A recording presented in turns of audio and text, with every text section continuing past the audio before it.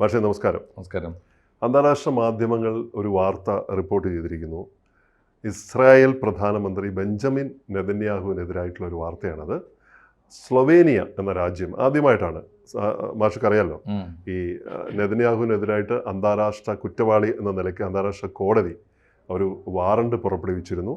വലിയ ചർച്ചാ വിഷയമായ ഇസ്രായേൽ അത് പുല്ലുപോലെ അവഗണിച്ചുകൊണ്ട് അവഗണിച്ച ഒരു രാഷ്ട്രമാണ്. അതിനുശേഷം ഇപ്പോൾ സ്ലൊവേനിയ അദ്ദേഹത്തെ അവരുടെ രാജ്യത്ത് കയറുന്നതിന് വിലക്ക് ഏർപ്പെടുത്തിയിരിക്കുന്നു. ഇത് വലിയ ചർച്ചാ വിഷയമായിട്ടുണ്ട്.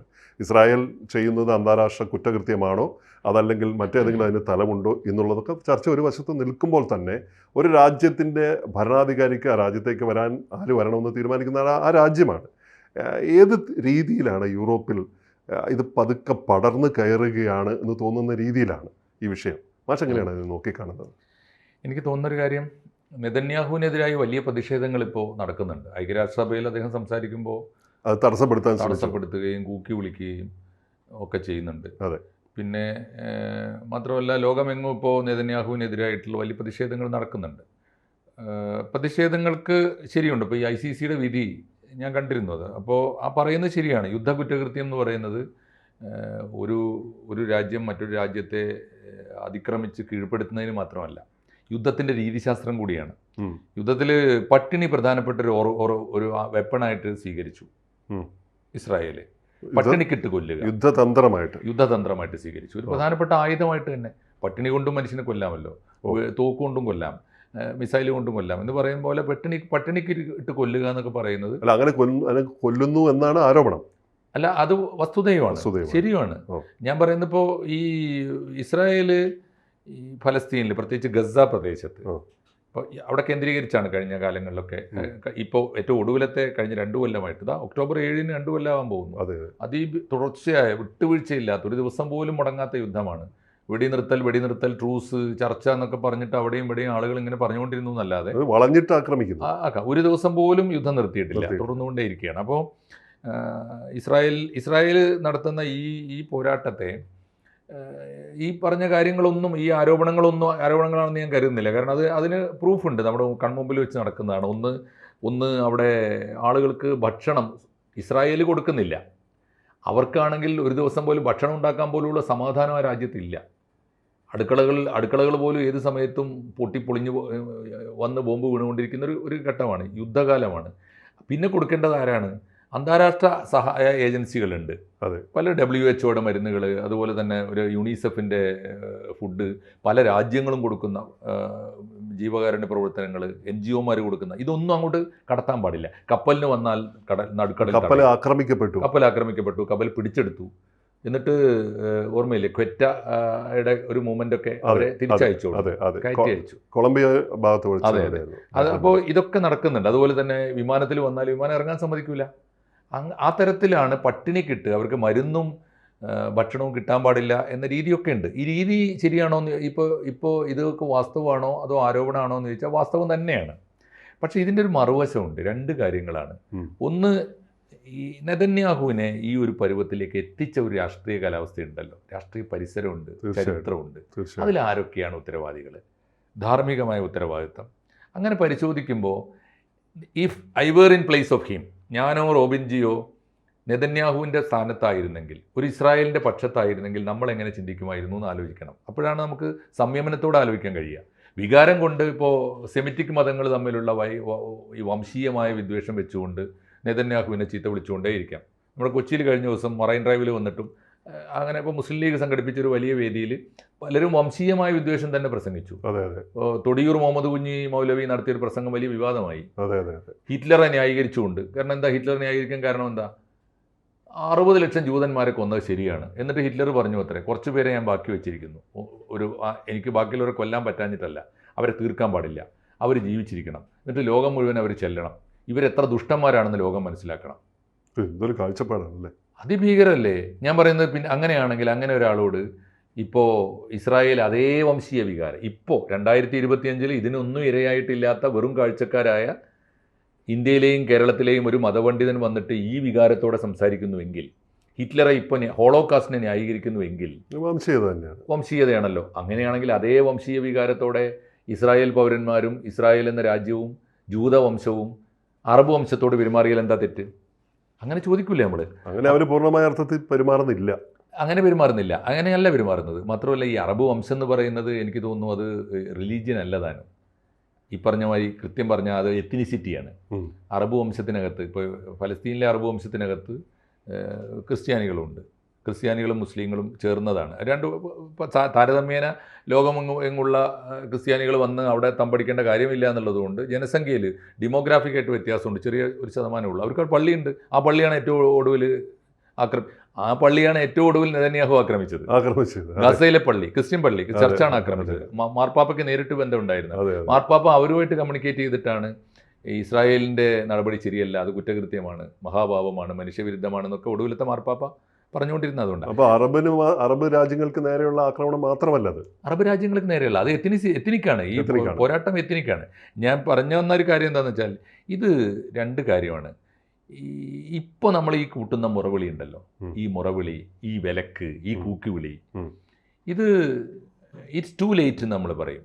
വല്ലാതെ വൈകിപ്പോയി. എന്താ കാര്യം എന്ന് വെച്ചാൽ ഇപ്പോൾ ആലോചിച്ചു 78 കൊല്ലമായി. 48 ഈ ഇഷ്യൂ വന്നല്ലോ. 48 20 ഇപ്പോൾ ഫസ്റ്റ് വേൾഡ് വാറിന് ശേഷം ഫലസ്തീൻ്റെ ഭരണം തുർക്കി സുൽത്താനിൽ നിന്ന് ബ്രിട്ടീഷ് എംപയർ പിടിച്ചടക്കിയപ്പോൾ ആണ് അവിടെ ഒരു മാറ്റം വന്നത്. അന്ന് ബ്രിട്ടീഷ് എംപയർ കൊണ്ടുവന്നൊരു ഫോർമുലയാണ് ഈ മൂന്ന് സെമിറ്റിക് മതങ്ങൾക്കും വൈകാരികമായി ഇമോഷണലായി ബന്ധമുള്ള ഒരു നാടാണ് ഇസ്രായേൽ. സ്വാഭാവികമാണ്. ആദ്യത്തെ സെമിറ്റിക് മതം ജൂതമതമാണ്. അവരുടെ പ്രവാചകനാണ് മോസസ്. മോസസിൻ്റെ ജന്മനാടാണ്. അതുകൊണ്ട് അവർക്ക് പ്രിയപ്പെട്ടത് തന്നെയാണ്. രണ്ടാമത്തെ കാര്യം, രണ്ടാമത്തെ സെമിറ്റിക് മതമാണ് ക്രിസ്ത്യാനിറ്റി. യേശുവിൻ്റെ ജന്മനാടാണ്. മൂന്നാമതാണ് ഇസ്ലാമിന് നേരിട്ട് അവിടെ പ്രവാചകൻ ജനിച്ചത് അവിടെ അല്ലെങ്കിൽ പോലും പ്രവാചകനും ഇസ്ലാമിനും ആത്മബന്ധമുണ്ട് പള്ളിക്ക്. ഇപ്പോൾ കാര്യം ഞങ്ങൾ നിസ്കരിക്കാൻ നിൽക്കുന്നത് കഅബയിലേക്ക് തിരിഞ്ഞിട്ടാണല്ലോ ഇപ്പോൾ. അത് പിന്നീട് വന്നതാണ്. പ്രവാചകൻ്റെ ആദ്യകാലത്ത് നിസ്കരിക്കാൻ തിരിഞ്ഞു നിന്നിരുന്നത് ജെറൂസലേമിലെ പള്ളിയിലേക്ക്, ബൈത്തുൽ മുഖദ്ദസിലേക്ക്. അപ്പോൾ ഫസ്റ്റ് കിബില എന്നാണ്, ഒന്നാം കിബില എന്നാണ് ഞങ്ങൾ പറയുക. അങ്ങനെ വിശ്വാസം അങ്ങനെ ഒരു പുണ്യപ്പെട്ട പള്ളിയാണ്. അതിപ്പോൾ നിലവിലില്ല. ആ പള്ളി അവിടെ ഉണ്ട്. അല്ല, ഈ വിശ്വാസം ഇപ്പം നിലവിലുണ്ട്. വിശ്വാസം നിലവിലുള്ള പ്രവാചകൻ തിരുത്തി. അതായത് വിശ്വാസം നിലവിലുണ്ട്. ഒന്നാമത്തെ കിബില പിന്നീട് അറേബ്യ കേന്ദ്രീകരിച്ച് പ്രവാചകന്റെ പ്രവർത്തനങ്ങൾ തുടങ്ങിയപ്പോൾ ഇനി മുതൽ കഅബയിലേക്ക് മതി എന്ന് പറഞ്ഞു. അങ്ങനെയാണ് രണ്ടാം കിബിലയാകുന്നത് കഅബ. ഒന്ന്. രണ്ടാമത്തെ കാര്യം, പ്രവാചകന്റെ ജീവിതത്തിൽ ദൈവം കൊടുത്ത ഏറ്റവും വലിയ അവസരം, ഏറ്റവും വലിയ സമ്മാനം ആകാശയാത്രയാണ്. ദൈവം വിളിച്ചു, മാലാഖയെ ഗബ്രിയേലിനെ അയച്ചു കൊടുത്തു. എന്നിട്ട് പറഞ്ഞു നീ കൂട്ടിയിട്ട് വരണം എന്ന് പറഞ്ഞിട്ട് അള്ളാഹു അയച്ചു. അപ്പോൾ മക്കയിലെ പള്ളിയിൽ നിന്ന് അദ്ദേഹം പുറപ്പെടുകയാണ്. ഐ മീൻ അറേബ്യയിലെ മദീനയിലെ പള്ളിയിൽ നിസ്കരിച്ചിട്ട് രാത്രിയിൽ ഇശാ നിസ്കരിച്ചിട്ട് ഇദ്ദേഹം പുറപ്പെടുകയാണ് മാലാഖയുടെ കൂടെ. മാലാഖയുടെ ചിറകിലാണെന്നും പ്രത്യേക വാഹനമായിരുന്നു എന്നൊക്കെ പറയുന്നുണ്ട്. പുഷ്പക വിമാനം പോലെ ബുറാക്ക് എന്നൊരു വാഹനം ഉണ്ടായിരുന്നു. ഇതൊക്കെ വിശ്വാസവും മിത്തും ഒക്കെ കലർന്നതാണ്. എന്തായാലും അപ്പം അദ്ദേഹം തീരുമാനിക്കുന്നത്, ഇവിടുന്ന് നേരിട്ട് ഞാൻ ദൈവത്തെ കാണാൻ പോകരുത്, ഞാൻ പോകേണ്ടത് ആദ്യം ജെറൂസലേമിൽ പോകണം, ബൈത്തുൽ മുഖദ്ദസിൽ പോയി പ്രാർത്ഥന നടത്തിയിട്ട് പോകണം. എൻ്റെ അത്രയും എൻ്റെ കാര്യം എന്താ വെച്ചാൽ സെമിറ്റിക് മതങ്ങളുടെ മുഴുവൻ ഇപ്പോൾ മോസസിൽ ഇതൊക്കെ തുടർച്ചയാണല്ലോ. മോസസ്, യേശു ഒക്കെ ഒരു തുടർച്ചയാണ്. അപ്പോൾ അവിടെ വന്ന് പ്രാർത്ഥിച്ചിട്ടാണ് പോയത്. എന്തൊരു പിന്നെ സൗഹാർദ്ദമാണ്. അപ്പോൾ അങ്ങനെ ആകാശയാത്രക്ക് പോയി സ്വർഗം കണ്ടു, നരകം കണ്ടു, ദൈവവുമായി സംഭാഷണം നടത്തി തിരിച്ചു പോകുന്നു. മറ്റു മതങ്ങളെയും കണ്ടു, എല്ലാവരെയും കണ്ടു, എല്ലാ പ്രവാചകന്മാരെയും കണ്ടു, ഒക്കെ കണ്ടിട്ട് അപ്പോൾ ഇവരെയൊക്കെ കാണുന്നുണ്ട് അവിടെ. അതുകൊണ്ട് തന്നെ ആയിരിക്കണം. അപ്പോൾ ഈ ഒരു അർത്ഥത്തിൽ സെമിറ്റിക് മതങ്ങൾക്ക് എല്ലാവർക്കും വൈകാരിക ഭൂമിയാണ് ഈ സ്ഥലം ഫലസ്തീൻ. അവിടെയാണ് ജെറൂസലേം. അപ്പോൾ ഇപ്പം എന്താ ചെയ്തത്? അപ്പോൾ അന്ന് ബ്രിട്ടീഷ് ഭരണകൂടം പറഞ്ഞു, ഇതിൽ 3 പേരാണല്ലോ കക്ഷികൾ, ജൂതമതം, ക്രിസ്തുമതം, ഇസ്ലാം മതം. ഞങ്ങൾ മധ്യസ്ഥന്മാരായിരുന്നു. കാരണം എന്ന് വെച്ചാൽ 2 കാര്യമുണ്ട്. വൈകാരികമായിട്ട് ക്രിസ്ത്യാനിറ്റിക്ക് ഈ ജെറൂസലേമിനോട് താല്പര്യം കുറവാണ്, എന്ന് വെച്ചാൽ ഫലസ്തീനോട് താല്പര്യം കുറവാണ്. കാരണം യേശുവിനെ കൊന്ന നാട്, ഒരു ശപിക്കപ്പെട്ട നാടാണ് എന്നൊരു വിശ്വാസം ഉണ്ടായി. മാത്രമല്ല വലിയ ജൂതവിരോധം വന്നു ആ കാലത്ത്. റോമാ സാമ്രാജ്യം ഓർമ്മയില്ലേ? റോമാ സാമ്രാജ്യം ജൂതന്മാർക്കെതിരെ വലിയ ആക്രമണങ്ങൾ നടത്തിയൊരു കാലം ഉണ്ടായിരുന്നു. അപ്പോൾ അതുകൊണ്ട് ഒരു കാര്യം ചെയ്യാം, ഇനി മുതൽ ഈ സെമിറ്റിക് മതങ്ങളിൽ ഇസ്ലാമും ജൂതായുസവും ഉണ്ടല്ലോ, നിങ്ങൾക്ക് 2 കൂട്ടർക്ക് ഇത് വീതിച്ചെടുക്കാം. അങ്ങനെ ഫോർമുല ബ്രിട്ടീഷുകാരാണ് വെച്ചത്. അത് പിന്നീട് 48 ഒരു UN-ന്റെ രേഖയായിട്ട് വരുന്നത്. ചോദ്യം ഇതാണ്, UN-ന്റെ രേഖ എന്താണ്? നിങ്ങൾക്ക് രണ്ടു കൂട്ടർക്കും ഈ ജോർഡാൻ റിവറിനെ ഒരു ബോർഡറായിട്ട് എടുക്കാം. കിഴക്ക് ഭാഗത്ത് ഇസ്രായേൽ, ലോകമെങ്ങുമുള്ള ജൂതന്മാർക്ക് ഈ പുണ്യഭൂമിയിൽ വന്ന് താമസിക്കാം. അപ്പുറത്ത് പലസ്തീൻ, സമാധാനമായിട്ട് സഹോദര രാജ്യങ്ങളായിട്ട് താമസിക്കാം, വഴക്കുണ്ടാക്കരുത്. ആ ഫോർമുല ആരാ തള്ളിക്കളഞ്ഞത്? ഇസ്രായേൽ റെഡിലി ഇസ്രായേൽ അംഗീകരിച്ചു. രണ്ടും രണ്ട് രാഷ്ട്രം. അത് ഇപ്പോൾ അവർ പറയുന്നുണ്ടല്ലോ, രണ്ട് രാഷ്ട്രം വേണം, രണ്ട് രാഷ്ട്രം വേണം. ഇത് പറഞ്ഞ കാലത്ത് കേട്ടില്ല. അതെങ്ങനെയാണ്? ഫലസ്തീനിൽ എങ്ങനെയാണ് ജൂതരാഷ്ട്രം ഉണ്ടാവുക എന്ന് പറഞ്ഞിട്ട് ജൂതരാഷ്ട്രത്തെ UN അംഗീകരിച്ചു എന്ന ഒറ്റ കുറ്റത്തിന് 5 അറബ് രാജ്യങ്ങൾ ചേർന്ന് ഇസ്രായേലിനെ ആക്രമിച്ചു. അന്ന് തോറ്റു തുടങ്ങിയതാണ്. പിന്നെ 67 6 ഡേ വാർ വന്നു. എത്ര യുദ്ധങ്ങളാണ്, എത്ര യുദ്ധങ്ങളാണ് സാറേ. അപ്പോൾ 78 കൊല്ലമായിട്ട് അന്ന് അത് അംഗീകരിച്ചിരുന്നെങ്കിൽ ഇത് ഉണ്ടാവില്ല. അന്ന് അംഗീകരിക്കേണ്ടിയിരുന്ന ഫോർമുല ഇപ്പോൾ ഇവർ അംഗീകരിക്കാൻ തയ്യാറാണ്. അതുകൊണ്ടാണ് മാഷ് പറഞ്ഞ് താമസിച്ചു പോയത്. വളരെ ടു ലേറ്റാണ്. ഇപ്പോൾ അവർ പറയുന്ന കാര്യം എന്താണെന്ന് വെച്ചാൽ ഇനി വയ്യ, ഞങ്ങൾ സഹിക്കാവുന്നതിൻ്റെ. കാരണം അവർ അന്ന് മുതൽ അവരുണ്ടാക്കി എന്താണെന്നറിയോ, ഈ 48 ഇസ്രായേൽ എന്ന രാജ്യമുണ്ടായതുകൊണ്ട് അവർക്ക് രാജ്യമുണ്ടായി, സേനയുണ്ടായി, അതിർത്തി ഉണ്ടായി, ഭരണകൂടം ഉണ്ടായി, വളർന്നു. അവർ വലിയ സൈനിക ശക്തിയല്ലേ സാർ. അവർ വലിയ മാത്രമല്ല, വലിയ എഞ്ചിനീയറിംഗ്, ശാസ്ത്ര സാങ്കേതിക ആയുധങ്ങളുണ്ട്, അവരുടെ എല്ലാം ഉണ്ട്. അവരെ ഇന്ന് ആർക്കും അങ്ങനെ ബീറ്റ് ചെയ്യാൻ പറ്റില്ല. അവർ വളർന്നു. അവർ വെറുതെ വളർന്നതല്ല, അവർ ഈ പറഞ്ഞ പോരാട്ടം കൊണ്ട് വളർന്നതാണ്. അതായത് ഒരു വംശം എന്ന നിലയിൽ ഇത്രയേറെ കൂട്ടക്കൊല ചെയ്യപ്പെട്ടൊരു ജനതയില്ല. അവരുടെ ആത്മവിശ്വാസം കൊണ്ട് വളർന്നു, പോരാട്ട വീര്യം ആർജിച്ചെടുത്തുകൊണ്ട് അവർ വളർന്നതാണ്. അപ്പോൾ ഇപ്പോൾ അവരുടെ പ്രശ്നം ഇതാണ്. അവർ പറയുന്നത് ഫിനിഷ് ദ ജോബ്. അവരുടെ ആദ്യത്തെ ഇസ്രായേൽ പ്രധാനമന്ത്രിയുടെ ഫോർമുലയാണ് എന്ന് വെച്ചാൽ ഫിനിഷ് ദ ജോബ്. ഇനി വയ്യ, സഹിക്കാൻ വയ്യ, ഏറ്റെടുത്ത് ജോലി പൂർത്തിയാക്കുക എന്ന് പറഞ്ഞാൽ ഇപ്പോൾ ഉള്ള പ്രശ്നം ഇസ്രായേലിൻ്റെ നിലപാട് മാറി. ഇത്രയും കാലം ഞങ്ങൾ വെച്ച ഫോർമുല, ലോകം വെച്ച ഫോർമുല ഞങ്ങൾ അംഗീകരിച്ചല്ലോ, ഇനി വയ്യ എന്ന് വെച്ചാൽ ജോർഡാൻ റിവറിൻ്റെ അപ്പുറത്ത് നിന്ന് വന്നിട്ടാണ് ഞങ്ങളുടെ സമാധാനം കെടുത്തുന്നത്. അതുകൊണ്ട് അപ്പുറത്തുള്ള ദേശം കൂടി ഞങ്ങൾ അറ്റാച്ച് ചെയ്യും. ഇപ്പോൾ ഏതാണ്ട് വെസ്റ്റ് ബാങ്ക് അറ്റാച്ച് ചെയ്ത് കഴിഞ്ഞു. വെസ്റ്റ് ബാങ്കിൽ ചെറുത്തുനിൽപ്പില്ല അവിടെ കാരണം അവിടെ അൽഫത്തഹനാണ് ഭൂരിപക്ഷം. അവർ സമാധാന പ്രേമികളാണ്. പഴയ ഇദ്ദേഹത്തിൻ്റെ യാസർ അർഫാത്തിൻ്റെ പിന്മുറക്കാരാണ്. എന്നാൽ ഗസയിൽ ഭൂരിപക്ഷം തീവ്രവാദികളായ ഹമാസാണ്. അവർക്ക് ഇറാൻ്റെ പിന്തുണയുണ്ട്. അവർക്ക് സിറിയയിലെ ബഷർ അസാദിൻ്റെ പിന്തുണ ഉണ്ടായിരുന്നു അപ്പുറത്ത്. അപ്പം ഇതാണ് ഇതിൻ്റെ പ്രശ്നം. അപ്പോൾ ഇങ്ങനെ ഒരു അവസ്ഥയിൽ എനിക്ക് തോന്നുന്നില്ല ഇനി എന്തൊക്കെ നമ്മൾ ഇപ്പോൾ നിലവിളിച്ചാലും, എത്ര തന്നെ ചീത്ത വിളിച്ചാലും, എത്ര തന്നെ കൂക്കി വിളിച്ചാലും, സാറേ തിരിച്ചു നടക്കാനാവാത്ത വഴിയിലേക്ക് നമ്മൾ പോയാൽ പിന്നെ തിരിച്ചു പോരാ, ഡു ഓർ ഡൈ ഉള്ളൂ. പിന്നെ ഇസ്രായേലിന് തിരിച്ചു നടക്കാൻ കഴിയില്ല. അതാണ് പ്രശ്നം. അത് നമുക്കത് സംയമനത്തോടെ ആലോചിച്ചാൽ നമുക്ക് മനസ്സിലാവും. ഈ പറഞ്ഞ വംശീയമായ വികാരത്തോടെ ഏതെങ്കിലും ഒരു വൈകാരിക കളത്തിനകത്ത് ഞാനോ റോബിൻജിയോ കയറി നിന്നിട്ട് ആലോചിച്ചാൽ നമുക്ക് നമ്മുടെ ന്യായങ്ങൾ പറഞ്ഞുകൊണ്ടിരിക്കാം. പക്ഷെ നടക്കാൻ പോകുന്നത് വളരെ സിമ്പിളാണ്. നമ്മളിപ്പോൾ ABC ഫ്ലോറിൽ ഇരുന്നിട്ടല്ലേ ഞാനും റോബിൻജിയും കൂടി പറയുന്നത്. കാണാൻ യോഗം ഉണ്ടെങ്കിൽ നമുക്ക് കാണാം. ഫലസ്തീൻ ഇല്ലാത്തൊരു ഭൂപടം വരും ഭൂമിയിൽ. അങ്ങനെയാണ് അതേ സംഭവിക്കാൻ പോകുന്നുള്ളൂ. കാരണം അമേരിക്ക പറഞ്ഞിട്ട് പിന്തിരിഞ്ഞില്ല, ഇനി വയ്യ. കാരണം പിന്നെ ആര് പറഞ്ഞാൽ പിന്തിരിയാനേ പോകുന്നില്ല. ഇനി ആലോചിച്ച് നോക്കൂ സാർ, ഒരു കാരണം കൂടി തീർത്തോളൂ, ഒരു കാര്യം കൂടി കൂട്ടത്തിൽ ഓർത്തു നോക്കൂ. അറബ് രാജ്യങ്ങൾക്ക് വലിയ മനസാക്ഷി കുത്തുണ്ട്. അവരുണ്ടാക്കിയതാണ് ഈ ഇഷ്യൂ. ഇപ്പോൾ പരിഹരിക്കാൻ ആളില്ല. തുടങ്ങി വെച്ചത് അവരാണെങ്കിലും പരിഹരിക്കാൻ അവർക്ക് കഴിയുന്നില്ല. ഒന്നാമത്തെ കാര്യം, ഇസ്രായേലിനെ ബീറ്റ് ചെയ്യാൻ എളുപ്പമല്ല. ഇസ്രായേൽ വളർന്നു കഴിഞ്ഞിരിക്കുന്നു. 2, ഇസ്രായേലിൻ്റെ വളർച്ചയിൽ അവർ നേടിയ നേട്ടങ്ങൾ, അവരുടെ അറ്റൈൻമെൻറ്റ്, അതിൻ്റെ സഹായങ്ങൾ ഇപ്പോൾ അറബ് രാജ്യങ്ങൾക്ക് ആവശ്യമുണ്ട്. ഒരു കാര്യം ആലോചിച്ച് നോക്കൂ, അറേബ്യയ്ക്ക് വേണ്ടി ഏറ്റവും കൂടുതൽ ചാരപ്രവൃത്തി നടത്തുന്നത് ഇസ്രായേൽ ഏജൻസികളാണ്. അതെ. എത്ര കേസുകൾ നമ്മൾ കണ്ടു. അറേബ്യയിൽ ഏറ്റവും കൂടുതൽ നിർമ്മാണ പ്രവൃത്തികൾ നടത്തുന്ന അവരാണ്. അറേബ്യയ്ക്ക് ഏറ്റവും കൂടുതൽ ആയുധം കൊടുക്കുന്നവരാണ്. ഇസ്രായേലിനെ എല്ലാവർക്കും വേണം ഇപ്പോൾ, അറബിക്ക് മാത്രമല്ല ലോകത്തിന് മുഴുവൻ. അതേപോലെ ഫലസ്തീൻ ആർക്ക് വേണം സാറേ? അതാണ് ചോദ്യം. ഈ ചാവാനായി ജീവിക്കുന്ന ഒരു ജനതയെ ആർക്ക് വേണം? അതാണ് ചോദ്യം. അറബ് രാജ്യങ്ങൾക്കൊന്നും വേണ്ട. അല്ലെങ്കിൽ ഖത്തർ ഇന്ന് ലോകത്തിലെ അറബ് രാജ്യങ്ങളിൽ ഏറ്റവും സമ്പന്നമാണ്, ഏറ്റവും ശക്തന്മാരുമാണ്. അവരുടെ നെഞ്ചത്ത് കയറി അടിച്ചിട്ട് നമ്മളാണെങ്കിൽ ഉച്ചകോടി കൂടാൻ പോകുമോ സാറേ? ഒരിക്കലും പോകില്ല. അവരെന്താ ചെയ്ത്? ഉച്ചകോടി ഉടനെ. എന്നിട്ടോ എല്ലാവരും കൂടി ഒരു കൂട്ടപ്രാർത്ഥന, അൽ ഫാത്തിഹ എന്ന് പറയും ഞങ്ങൾ. ദ്വാരക്കുകയാണ്, അത് പ്രാർത്ഥിക്കുകയാണ്. പേരിനൊരു ഭീഷണി. അത് നമ്മൾ ഒരുമിച്ച് നേരിടും എന്നൊക്കെ പറഞ്ഞ പ്രസ്താവന. ഒന്നും സംഭവിക്കാൻ പോകുന്നില്ല എന്ന് ഖത്തറിനും അറിയാം, സൗദി അറേബ്യക്കും അറിയാം. ആരും ഒന്നും ചെയ്യാൻ പോകുന്നില്ല. അത് ആരെക്കാളും നന്നായിട്ട് ഇസ്രായേലിനും അറിയാം. എന്തായാലും പക്ഷേ ഈ എന്തൊക്കെ തന്ത്രങ്ങളുണ്ടെങ്കിലും ഏതൊക്കെ യുദ്ധമുറകളുണ്ടെങ്കിലും ഒടുവിൽ ഇരയാവുന്നത് സാധാരണ മനുഷ്യർ. അത് കറക്റ്റാണ്, അത് യാതൊരു സംശയവുമില്ല. പക്ഷേ ആരാണ് ഈ യുദ്ധത്തിന് ഉത്തരവാദി എന്നുള്ളത് ഇപ്പോൾ ആരും നമ്മളത് ചോദിക്കുന്നേ ഇല്ല. ഒന്നും വേണ്ട.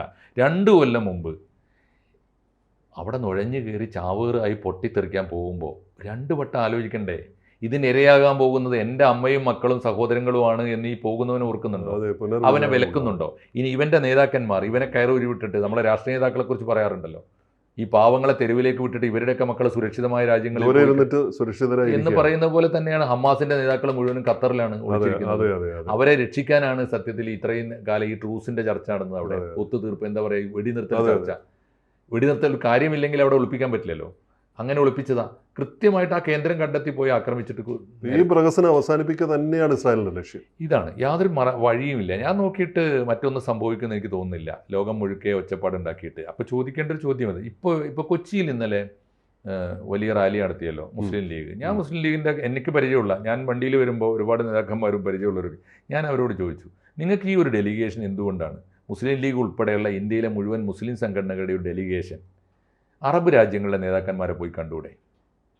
ഞാൻ ചോദിച്ചവർ 52 മുസ്ലിം ഭൂരിപക്ഷ രാജ്യങ്ങളുണ്ട് റോബിൻജി.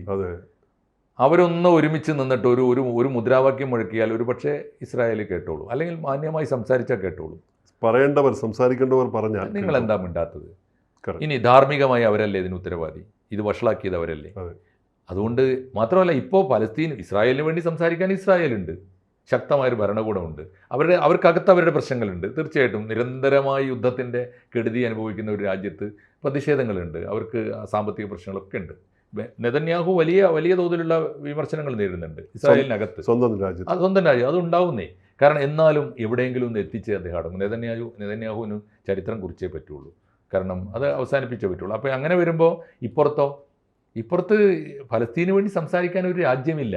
ഉണ്ടാവേണ്ടതാരാണ്? അറബ് ലോകമാണ്, അല്ലെങ്കിൽ അറബ് ലീഗാണ്, അല്ലെങ്കിൽ ഈ പറഞ്ഞ ഗൾഫ് കോപ്പറേഷൻ GCC രാജ്യങ്ങളാണ്. ആരെങ്കിലും ഒന്നും മിണ്ടണ്ടേ? ആരും മിണ്ടുന്നില്ല. എന്തായാലും സ്ലൊവേനിയ ഏർപ്പെടുത്തിയ ഈ നിരോധനം മറ്റു രാജ്യങ്ങൾ, മറ്റു യൂറോപ്യൻ രാജ്യങ്ങൾ ഒരുപക്ഷെ നടപ്പാക്കിയാൽ പോലും ഇസ്രായേൽ അവരുടെ ആ ലക്ഷ്യത്തിലേക്ക്. സ്ലൊവേനിയ ഇപ്പോൾ ഒരു കാര്യം കൂടി ഉണ്ട് അതിനകത്ത്. യൂറോപ്പിലൊരു പുതിയ പൊളിറ്റിക്സ് ഉണ്ട്, ജിയോ പൊളിറ്റിക്സിൽ വരുന്ന യൂറോപ്യൻ ചേഞ്ച് ഉണ്ട്. അതെന്താണെന്ന് വെച്ച് കഴിഞ്ഞാൽ, യൂറോപ്യൻ രാജ്യങ്ങൾ ഒന്ന് യൂറോപ്യൻ കൗൺസിൽ ഉണ്ടല്ലോ, എന്താ പറയാം, യൂറോപ്യൻ യൂണിയൻ അതിനകത്ത് പിളർപ്പുണ്ട്. പിളർത്തുന്നതിൽ റഷ്യക്ക് വലിയ പങ്കുണ്ട്. റഷ്യക്ക് അനുകൂലമായ ഒരു ചേഞ്ചാണ് ഇപ്പോൾ എനിക്ക് തോന്നുന്നു സ്ലൊവേനിയയുടെ ഭാഗത്ത് നിന്ന്. റഷ്യക്ക് ഇത്തരത്തിലുള്ള ജിയോ പൊളിറ്റിക്കൽ സ്വപ്നങ്ങളുണ്ട്, വലിയ സ്വപ്നങ്ങളുണ്ട്. ആ സ്വപ്നങ്ങൾക്ക് എന്ത് സംഭവിക്കുന്നു? കാരണം റഷ്യ ഒന്നൊന്നായി യൂറോപ്യൻ രാജ്യങ്ങളെ നമ്പറിട്ട് ആക്രമിക്കുകയാണ്. അപ്പോൾ എന്ത് സംഭവിക്കും? പോളണ്ടിനെ ആക്രമിച്ചു, എസ്റ്റോണിയെ ആക്രമിച്ചു, കഴിഞ്ഞ ദിവസം ഏറ്റവും ഒടുവിൽ ഡെൻമാർക്കിനെ ആക്രമിച്ചു. ഡ്രോൺ ആക്രമണങ്ങളാണ് എല്ലായിടത്തും. ഈവൻ ബ്രിട്ടൻ്റെ പല ഭാഗത്ത്, ലണ്ടൻ്റെ ഡ്രോണുകൾ പ്രത്യക്ഷപ്പെട്ടു. ഇതൊക്കെ നമ്മൾ തന്നെ ചർച്ച ചെയ്തതാണ് ഞാൻ പറയുന്നത്. അപ്പോൾ അങ്ങനെ വരുമ്പോൾ ഈ നീക്കം ഒരുപക്ഷെ നെതന്യാഹുവിനെതിരായിട്ട് ഒരു വിലക്ക്, ഇൻ്റർനാഷണൽ ക്രിമിനൽ കോർട്ടിൻ്റെ വിധി വന്നിട്ട് കാലം എത്രയായി? മറ്റു രാജ്യങ്ങൾ എന്തേ നോക്കിയിരുന്നു? ഇവർ മാത്രം ഇപ്പോഴത്തെ ഒരു ജിയോ പൊളിറ്റിക്സിൽ ഇതിൻ്റെ ഒരു പ്രാധാന്യം കൂടി ആ വാർത്തയിലുണ്ട്. തീർച്ചയായിട്ടും ഇതെല്ലാം ഒരുപാട് വശങ്ങളുള്ള, ഒരുപാട് ആംഗിളിൽ നിന്ന് കാണാവുന്ന ഒരു വാർത്തയാണ് ഈ നെതന്യാഹുവിന് എതിരെയുള്ള വിലക്ക്. കൂടുതൽ വാർത്തകളും വിശേഷങ്ങളും നിങ്ങളിലേക്ക് എത്താൻ ABC മലയാളം സബ്സ്ക്രൈബ് ചെയ്യുക, ബെൽ ബട്ടണും അമർത്തുക.